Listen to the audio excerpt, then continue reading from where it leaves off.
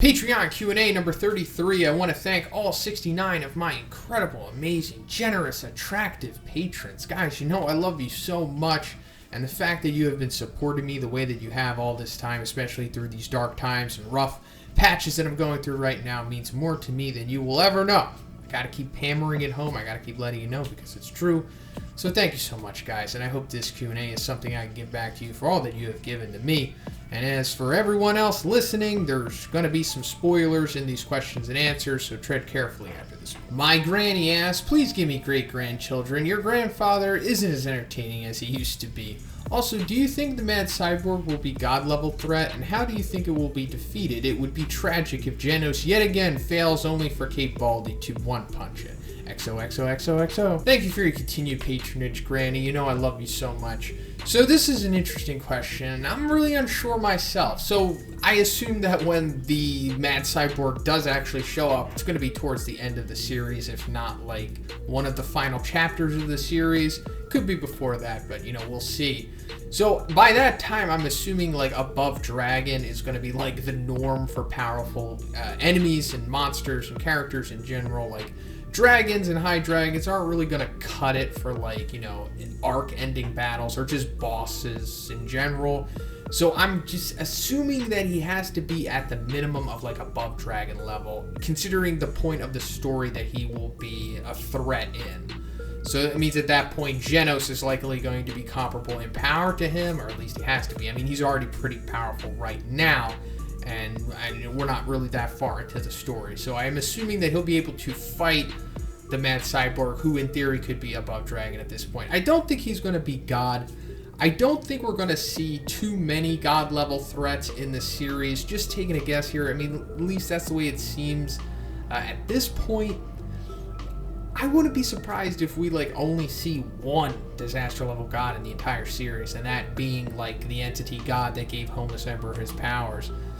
I hope that's not the case, but I would understand it. That would be kind of cool if there's just like one god and then that's the final guy. But then they could just take the series to the whole next level and then just have like multiple guys being god level. And then there could be like low god, mid god, high god. Wow, can you imagine that? That's crazy. That's like Dragon Ball Z stuff. So at that point, I assume that Genos has to defeat the Mad Cyborg. Like if he doesn't, that's going to be really sad because Genos doesn't really have a lot of wins so far. I mean, he does have some, but he always kind of just gets jobbed or jobs to someone or gets crapped on in some way. It's kind of unfortunate because Genos is such a likable character.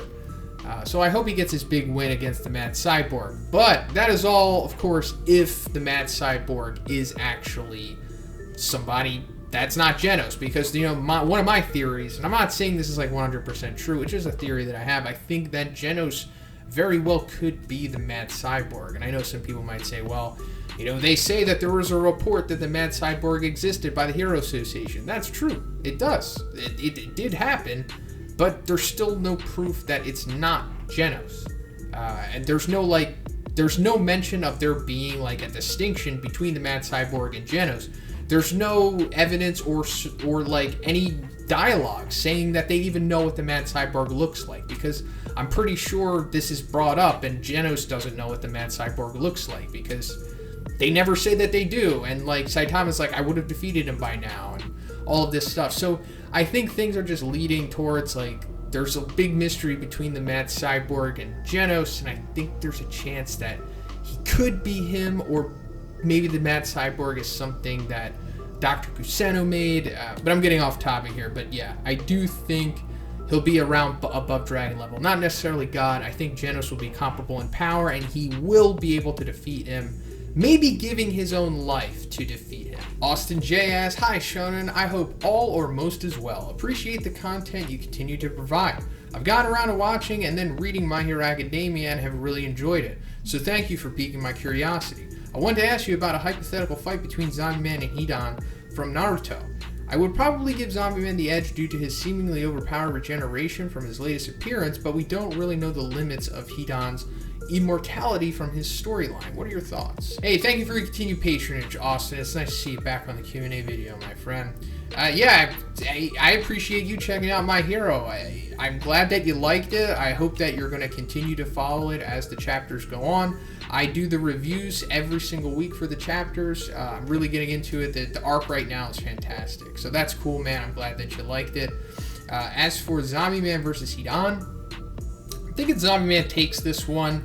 Hidan, very powerful, very capable. Of course, I mean, he was recruited by Akatsuki after all, but he seems to be one of the weaker members, if not the weakest Akatsuki member. I don't think I'm alone in thinking that. I mean, he's pretty limited in his abilities. And while he does have a similar power set that Zombie Man has, I just don't think he's quite on that level. So of course, he has the scythe, he has the agility, he has whatever other jutsus and crazy shit he can do. Although I don't see him really using much of that. But we'll get into his ritual stuff. So Zombie Man, of course, has the super fast regeneration. He has his arsenal, which I assume he's bringing to this fight. So, can Hidan avoid gunfire? Maybe, not entirely sure. Could he survive gunshots? Probably. I mean, we know that Zombie Man's Desert Eagles are way more powerful than a standard Desert Eagle, especially if he puts in those special rounds that he has, with the ones with the red lines on the clip. He would seriously do some damage to Hidan if he connected with that. But also, Hidan is susceptible to being starved to death, from what I remember. So, and I don't think Zombie Man definitely doesn't have that weakness to him. It's never mentioned, and the fact that he was able to fight for 3 or 4 days straight, I think implies that he doesn't need to eat due to the immortality project, the experimentation that was done to him by Dr. Genus. So I think Zombie Man would just be able to weather the storm of Hidan and his scythe, and he would eventually just overcome him the way that he overcame Pure Blood, or maybe even Garbage Kabuto. So people are going to say Hidan, he's going to use the Joshin ritual, and then pretty much Zombie Man is done after that point. I don't think so, because he needs Zombie Man's blood in order to initiate that ritual. And from what we saw, Pure Blood, when he drank Zombie Man's blood, it was awful. He couldn't even drink it because it was just so bad, and just something is really wrong with it. So I assume that if Hidan was to use Zombie Man's blood for this ritual, it wouldn't work, just because there's something wrong with Zombie Man's blood due to the immortality project that was done on him. So I think this would really screw Hidan, and Zombie Man would just eventually overcome him, battle of attrition style. Joseph K asks, hey Zhoniin, knowing what we currently do about the characters of One Punch Man, if you had to pick a different character for the story to center around instead of Saitama, who would it be? Honestly, every character would shift the theme of the show massively, just looking at the S-Class alone. I'd probably say King, because you still get the unconventional battle trope of the main character not needing to struggle to achieve their goals, as King is just blessed by the gods. Season 1 would have been filled with the theories around who is this super strong guy that keeps saving King when he goes up against these monsters, and is it Blast? With the same sweet fights happening with Genos and the other heroes, but King is just always near the action, escaping with his tail between his legs. This, coupled with Genos mentioning his master a few times, would all culminate in Season 2, Episode 1, when the two powerhouses finally meet face to face. Love to hear your opinion. Peace, man. Thanks for your continued patronage, Joseph. I appreciate it so much, my friend. So this would be super cool. The thing that you're talking about right now with King taking over as the main character, I would totally be on board with that. I just don't think, if that were to happen, I don't think it would have the same kind of critical reception and just overall just fan reception that the series originally had, with Saitama being the main character and how that dynamic works. I'm not saying the story would be worse or anything, I just don't think people would gravitate it to as much. I think it would become a sleeper hit almost, more akin to the lower light novels that have come out recently. It would have success of those. It wouldn't be a phenomenon the way One Punch Man is. That's the way I think it is, because it would be more of a different kind of story, following King as opposed to Saitama.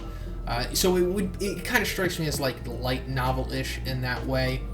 But as for who I would pick, definitely Garo. I think Garo would be an amazing main character. If they just were to make a new series with Garo as the main character, I think it would be super successful. I mean, we're seeing everyone already coming around on the Garo bandwagon with Season 2, and we're only 4 episodes in. And this is Garo's season, so it's only going to get bigger, and people are going to, further going to realize that Garo is like a fantastic character, like one of the best battle manga and anime characters ever. I always say it, but I'm going to keep hammering it home. You know I love Garo, you know I'm a stand for him, and I just think if he were the main character, that would be incredible. But going back to what you originally said, like having King as the main character and it following him, it would be a treat, because season 2 has kind of been neglecting King so far. Like, I know that we're not done, like I said, we're only 4 episodes in, but it seems like maybe they should have given him a little more screen time so far. He's kind of just there. As we're in the manga, he has much bigger of a presence.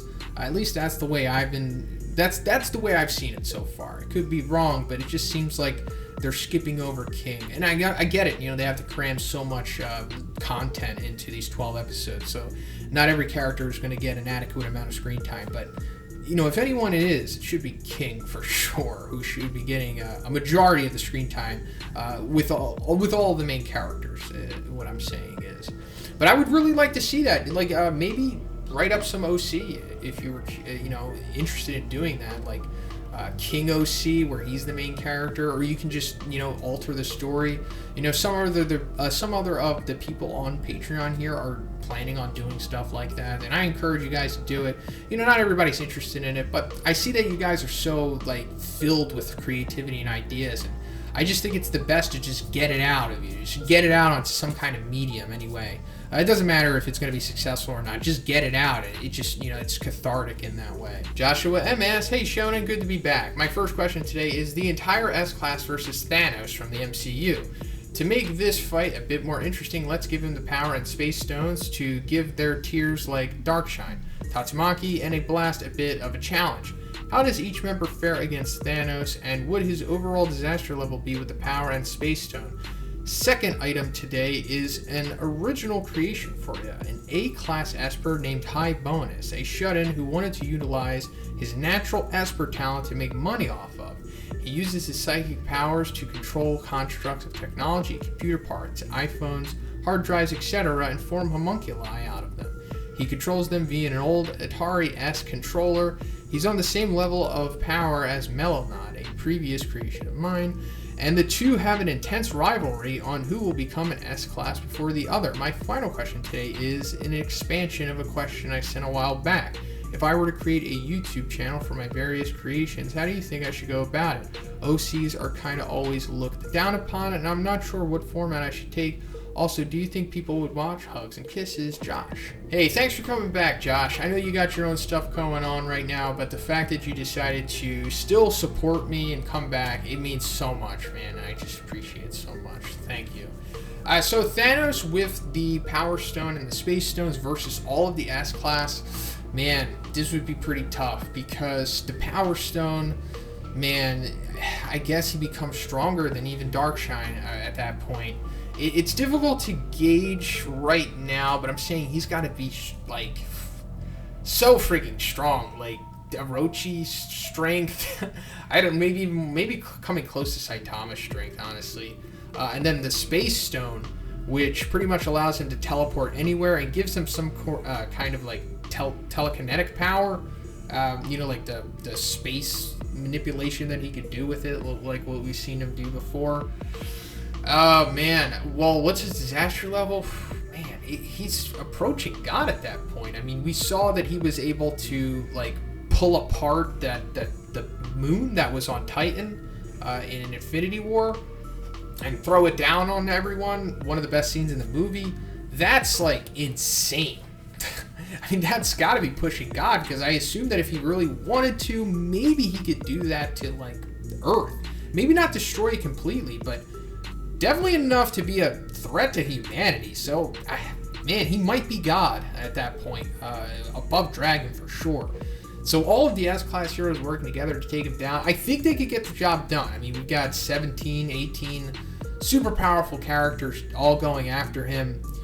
And then, you know, we got the ones at the top, like you said, Tatsumaki, Darkshine, Blast. I think it would all, you know, kind of come together the way that it did in Infinity War and the battle on Titan, like them all eventually gripping up Thanos and just removing his gauntlet through just planning, skill, and just brute force. I think they could do it, you know, like Darkshine holding him, Flashy Flash doing whatever he needs to do, Tatsumaki psychically holding him. Then we got Tank Top Master, Puri Puri Prisoner, Genos, Bang. There's so many people that could just get the job done here. It would be a really hard-fought battle, and we don't even know how strong Blast is yet, but I assume Blast would significantly help.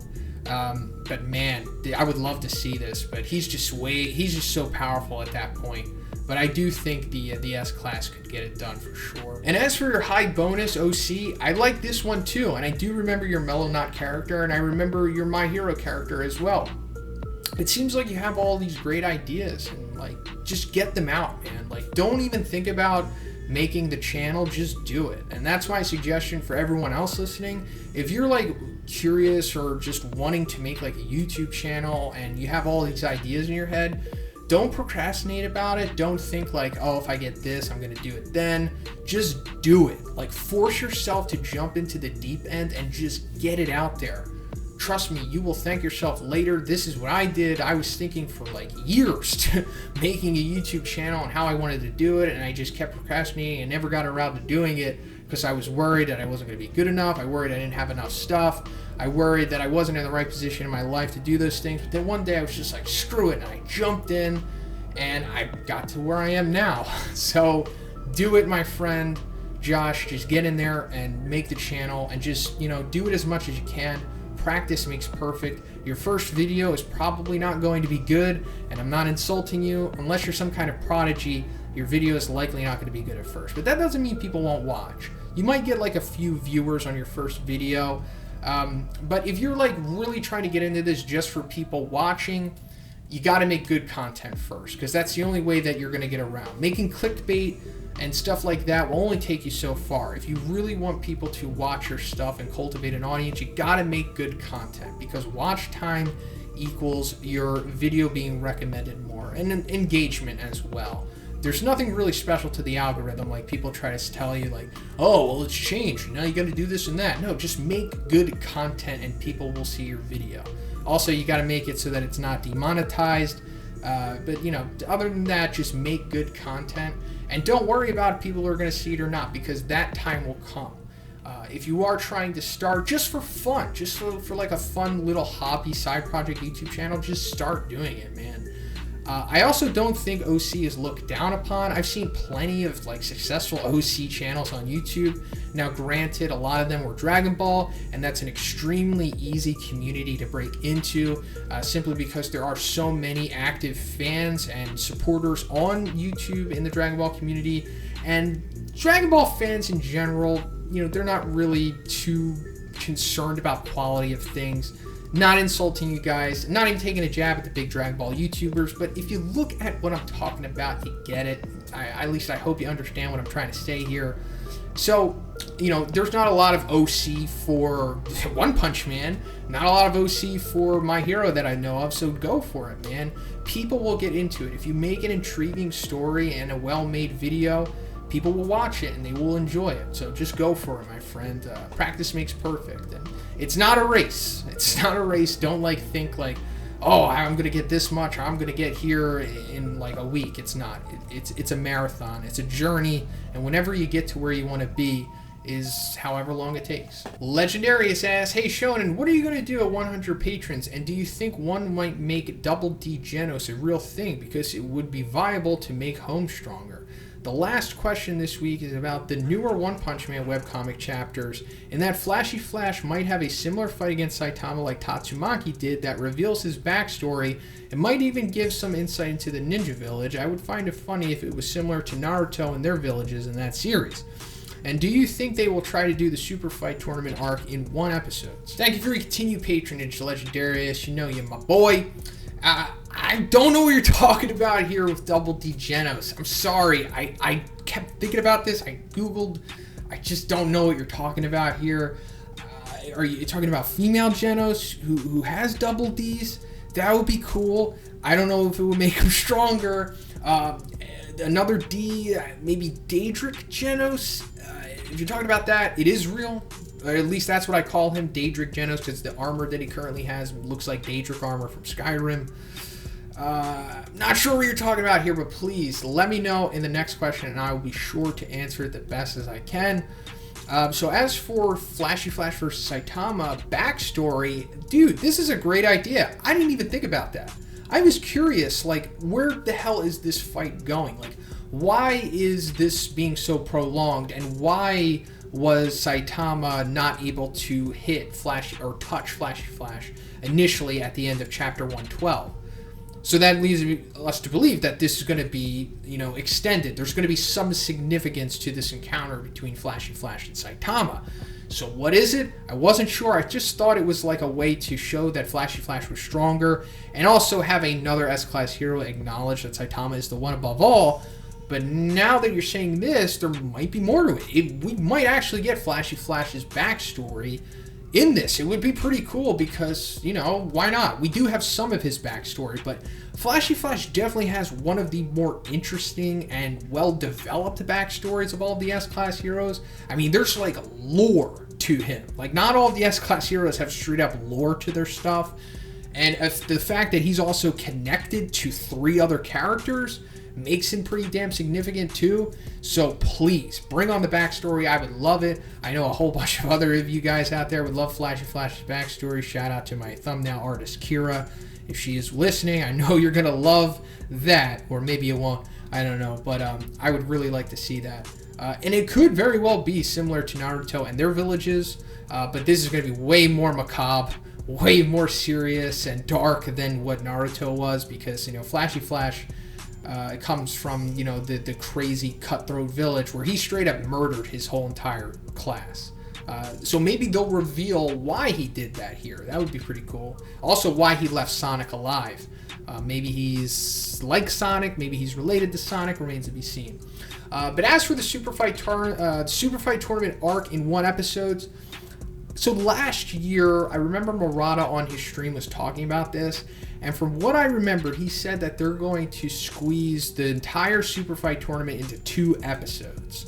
So does that mean that it's going to be just the Super Fight Tournament into 2 episodes, including the whole Goketsu thing?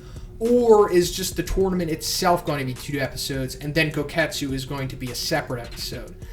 It's very likely that the whole entire tournament could be 2 episodes, considering like the way that the pace of Season 2 has been moving so far. Like, it's been moving fast.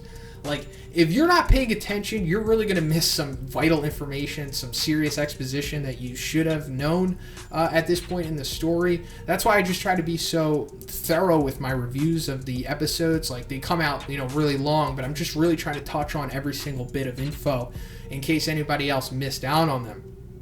So yeah, it's possible that we're going to just see this tournament in 2 episodes, but I hope that they stretch it to 3, including Goketsu, because Goketsu definitely needs an entire episode to himself, and I can't wait for that one. Nathan W, aka Slick Wild, asks, if Sweet Mask wasn't acting as a gatekeeper for the S-Class, how many more heroes would be in the S-Class?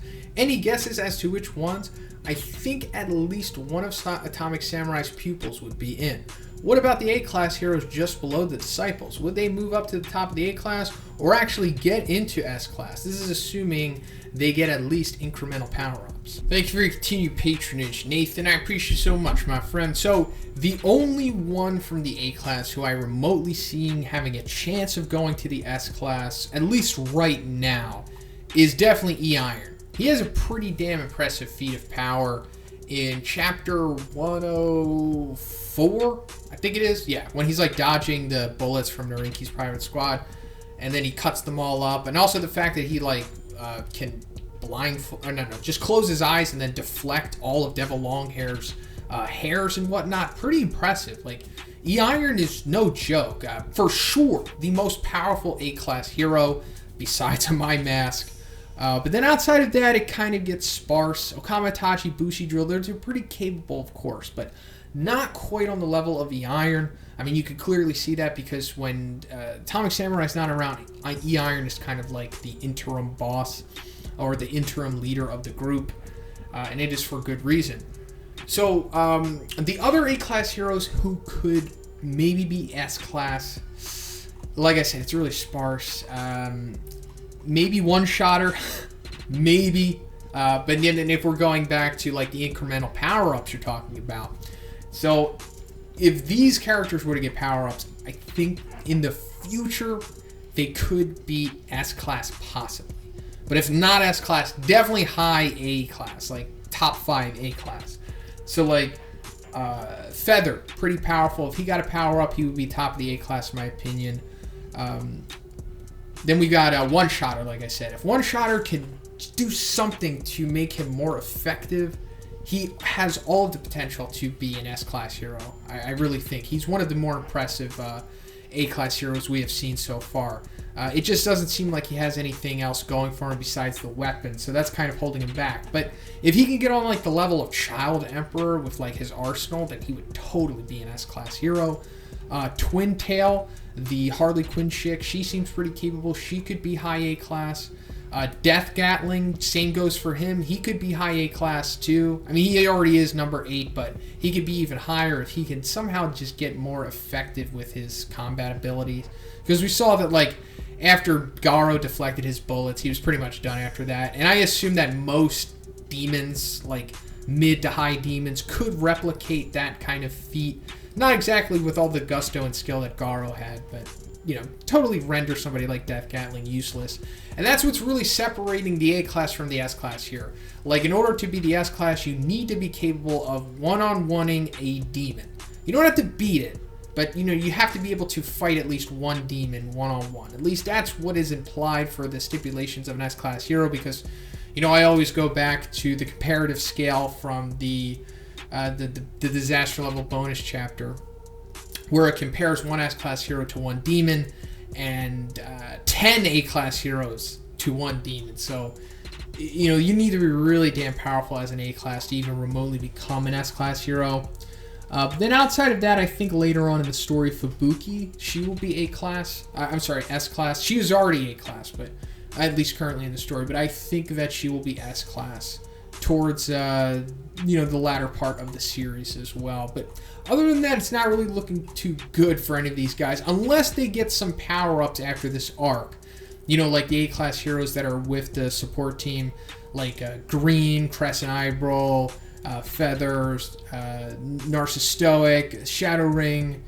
You know, if they all get power-ups somehow, or just get skill improvement power-ups, that would be cool. They could go to the top of the A-Class, because right now we've got like Magic Trick Man, Blue Fire, Heavy Tank, Loincloth, and they all got soloed by Hero Hunter Garo. So we need better representation of the A-Class heroes at the top, or at least eventually we will. Phoenix Man asks, "Greetings, Shonen. My question today is, do you think Garo could have become a stronger monster if he had taken up Giro on her offer?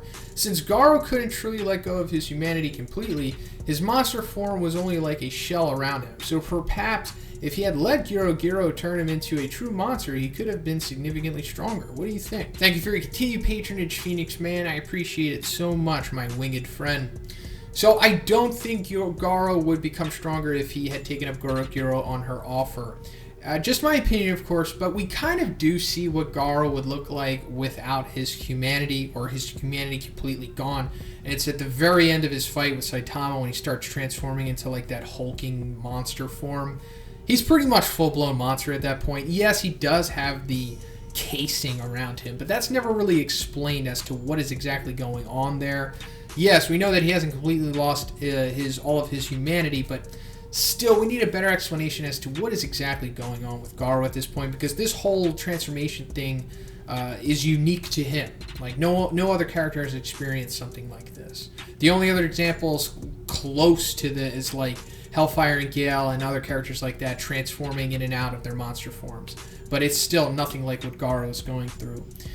So another thing that I think is making Garo so powerful is the fact that he is keeping his humanity.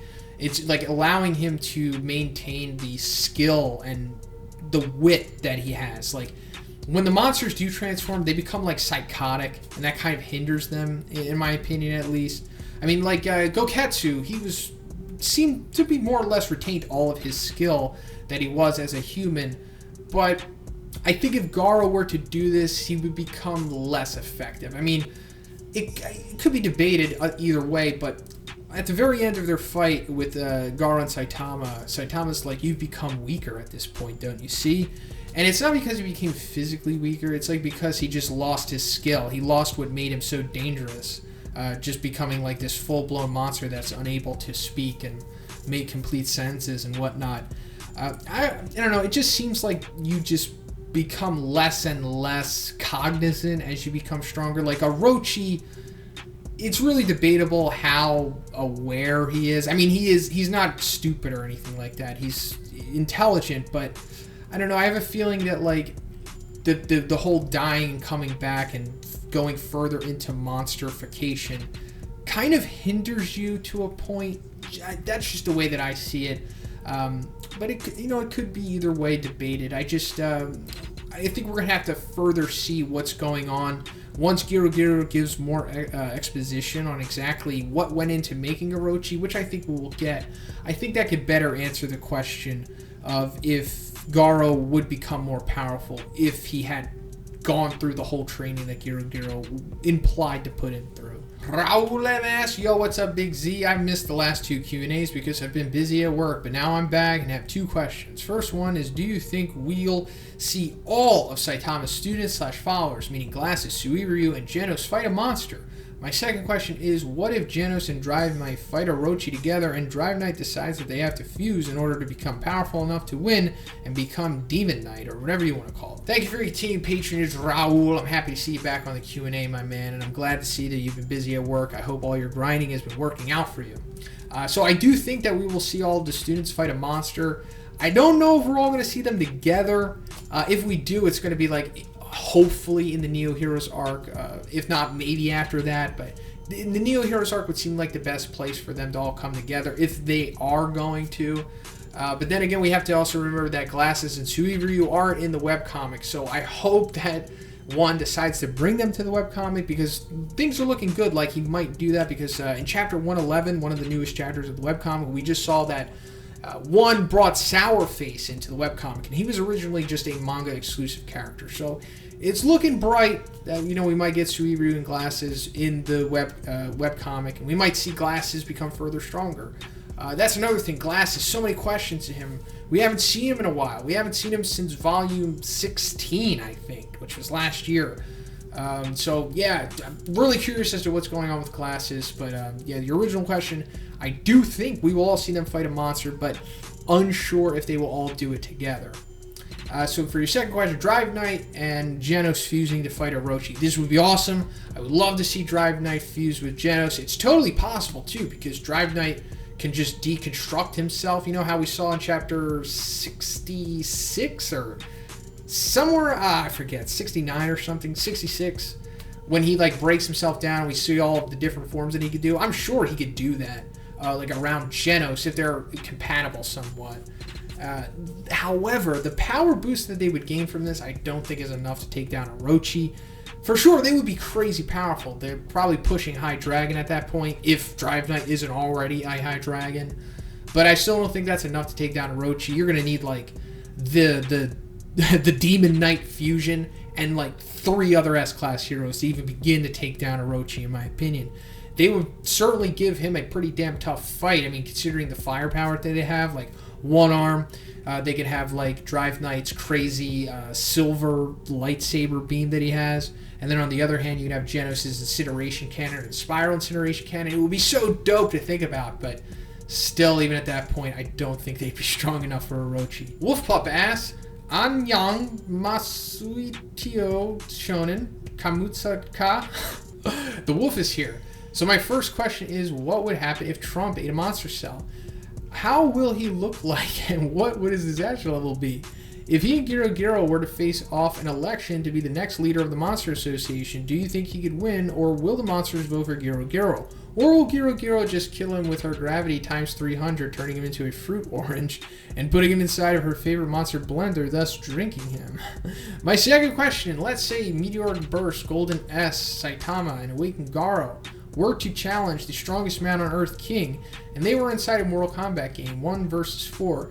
If they were planned it correctly and strategically, would they have given King a hard time? Or right at the very end when King his health bar is at 1%, and all 4 of them use their ultimate move to defeat King, and right when it's about to hit him, he unleashes his strongest move that no man has survived to tell the tale, and that is the ultimate Hellfire Wave Motion Cannon, and one-shots all 4 of them. What's King's disaster level in gaming? Third question.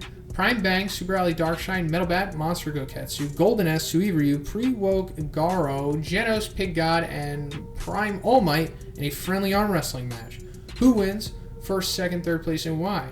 And my very last sexy question is if Captain Fubuki, Lara Croft, Midnight, and Mount Lady from My Hero were to enter a bikini wrestling match, who would win and why? The rules are whoever steps out of the ring is out. And if they get snatched their opponent's bra off, then the one who got their bra snatched is out. Last one standing wins. Love the Tatsumaki body pillow review. Ignore the mean comments. Thank you so much for everything that you do for me, Wolf Pup. You really do bring light to the darkness, and I can't thank you enough for that. So let's get into this question. So if Trump were to eat a monster cell, I think he would look something like the monster from the movie Bad Taste. So just look up Bad Taste movie. This is one of Peter Jackson's first films. He would look like that pretty much, but like just put like Trump's hair on him. So like a Trump wig on the Bad Taste monster. Pretty much what he would look like.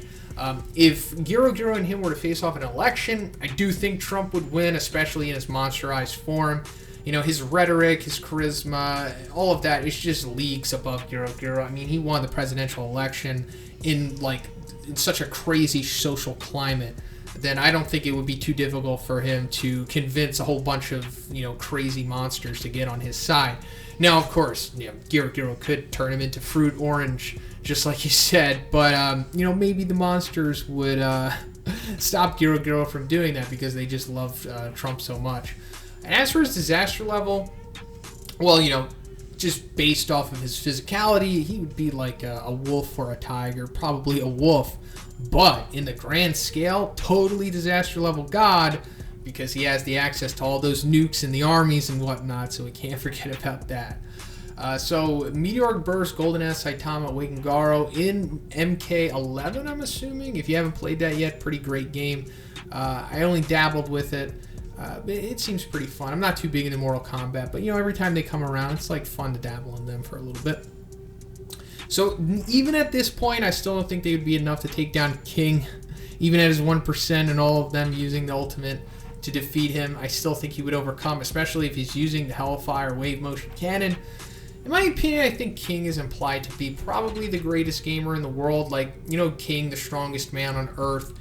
I think this could also mean that his true, physical power, not going into luck or the stands or anything, could be converted into his gaming skill. So, it actually could be that he is the strongest gamer on Earth, because he's never really lost and he never really struggles or anything like that. And we saw him go against a former pro gamer from the Fubuki group, and he just washed him too while not being a pro gamer himself. Yes, he won tournaments as a child or something, but it was never implied or stated that King was any kind of professional gamer. So I think he is the strongest. That would mean that he is disaster level god in the gaming world and in reality as well, because I'm sure you know how I feel about King's disaster level. He's just godful, through and through.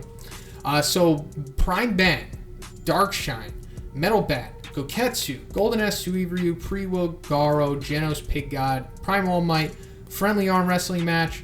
So I'm thinking Prime All Might wins this. He comes in first. Yes, I'm super high on Prime All Might, but come on, guys.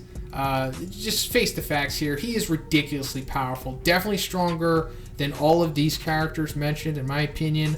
I think he's up there with Saitama. Not saying he is as strong as him, but the only person comparable to power is Saitama and maybe Meteoric Burst Boros. Just my opinion. But, I'll flesh out everything I really think about this subject when I make How Strong is Prime All Might. In about a month and a half, 2 months, I'll make that video. It's going to be a banger. Check it out. So second place, I guess Golden S would be second, because I'm just guessing that he has to be physically stronger than Darkshine and Goketsu, considering all of the hype that was placed on him by My Mask and whoever else was commentating on him. Also, the 10 trillion merger that he is. He has to be friggin' crazy powerful. Like, if he's not physically stronger than Darkshine, I would be surprised. But like I always say, it's difficult to analyze Golden S's webcomic feats because they're not really fleshed out too well. So we'll have to wait till the manga to see truly what a beast, a freak of nature he is. But just guessing, I'm going to say that he comes in second here. And then third, I guess, Darkshine. I want to say that he's physically stronger than Goketsu, although it's really difficult to tell right now. They seem to be very comparable in strength, but I gotta give this slight edge to Darkshine, especially manga Darkshine. So first it would be like, Prime All Might, then second would be Golden S, debatably, and then third would be Darkshine. So as for the last question, the sexy question, the winner of this, I think, would be either Captain Mizuki or Midnight. Or maybe Fubuki too. So Mount Lady, if she gets big, she kind of like loses her bikini, unless they have like the same kind of material on her bikini that they do have on her hero outfit. In that case, Mount Lady has a better chance of winning here, but Lara Croft, unfortunately, is way underpowered in this matchup. I know you really like her, but I'm just sorry, she's not strong enough to compete with these characters. Midnight has a really good chance of winning because of her sleep powder dust smoke that comes off of her. It says that it's more effective on guys, but it does work on women, so I assume that it could work on them too. But we also have to remember that this is a wrestling match where Captain Mizuki is going to shine the most, and she is a B-class hero and strong enough to like pop pop wolf level monsters, like explode them. So I'm assuming that she's way physically stronger than like Midnight, Lara Croft, definitely Fubuki, but probably not as strong as Mount Lady when she gets big. But then we have Fubuki with her Esper abilities, who could probably just rip the bras off with the Esper stuff. So I guess Fubuki wins, because she could just, Esper off the bras. But then it all depends on if Mizuki is fast enough to get to her, or if Midnight can put them all to sleep before that happens. Man, it's hard to pick. So I'll just strap down. I'll say Fubuki wins, just because of her Esper abilities. But it's really close. This is a good question. I like this one. And as for the Tatsumaki body pillow review, I didn't really see a lot of mean comments, but then again, all my videos get mean comments eventually. They sent me the body pillow. It's not like I went out of my way to get it. I'm not like a body pillow dude. I did it just so, because they wanted to send it to me. They wanted me to review it, and it's good on my resume. And also, like, the body pillow altogether was like $150. Like, they sent me a $150 body pillow just for me to review it. So I was like, why not, And if you guys didn't like it, I'm sorry. It's not going to be, like, common stuff. It's just, a one-off fun little video. But thanks for the support, Wolf Pup. I love you, man. So that's pretty much it for the video today, guys. Once again, I want to thank all 69 of my amazing patrons, guys. You are keeping me afloat and supporting me in my darkest time of need. So thank you, guys. I hope that the Q&A is good enough to give back to you as usual. If you would like to be in next week's video, just check out my Patreon. The $5 tier gives you access to this Q&A. And if you haven't already, please subscribe as well. Have a great day, everyone. I'll see you in the next one.